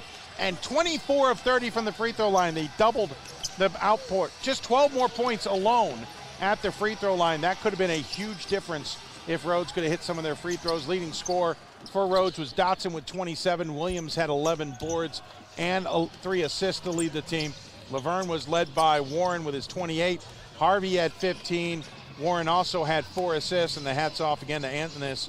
It was 7 of 18 from the floor with 23 points, 5 of 10 from deep, including 2 repositions of his left shoulder. Yeah. A new unofficial statistic. How many times do you have appendages reattached to your body? He had them twice. One was a long one. The other one was a 30. So we'll take a break and get you the last game coming up. Myself, and maybe Pat Coleman or Gordon or all 3. We'll figure it out. Coming up for the finale, it is Sage Hens and Lakers. Who will the mascots? Which mascot is better? In a battle, we'll see. Yes. The debate will be on. A man in a boat or a chicken. Luckily, the teams will decide who's the better team on the floor. You're watching the 13th annual D3Hoops.com Classic. From South Point Arena, from Gordon Mann, Pat Coleman, Ryan Scott, and everybody else here, including our friends at Sport Tours. We look forward to having you back for the final one. You're watching plenty of good basketball. Back with more in game number 16 coming up. Liberal arts school and majoring in business, it definitely gives you both perspectives because I'm taking classes about art and music. I've been taking religious studies classes, but then I'm also taking these very specific classes about accounting or statistics and finance. So I'm glad that I went to a liberal arts school because I definitely got a completely different side of the education rather than just being a business major.